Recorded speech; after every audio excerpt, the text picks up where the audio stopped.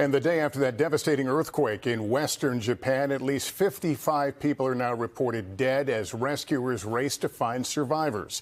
Janis Mackey Frayer is in Japan for us, where officials say the death toll is likely to rise. Tonight, Japan's military and rescue crews are searching from the air and on the ground for survivors trapped under buildings that have collapsed or caught fire. According to officials, at least 55 people are dead, a toll that's expected to rise from the powerful New Year's Day earthquake that rocked train platforms, shook grocery stores, homes, and this news station, and sent thousands across western Japan scrambling for safety. Japan's Prime Minister Fumio Kishida saying rescue efforts are a battle against time. On the Noto Peninsula near the coastal epicenter, buckled roads make it difficult to reach the areas hardest hit. Thousands of homes without water or electricity.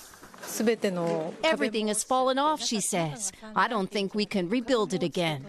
There have been hundreds of aftershocks. The quakes triggering tsunami warnings along Japan's west coast. Those warnings now lifted, with officials saying nuclear power plants were unaffected. But these familiar scenes of disaster have raised anxiety here.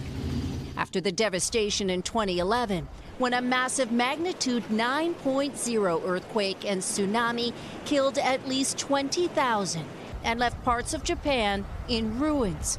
The extent of the damage from this earthquake still emerging.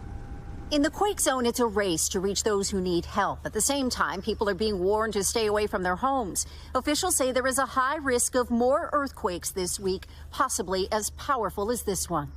Thanks for watching. Stay updated about breaking news and top stories on the NBC News app or follow us on social media.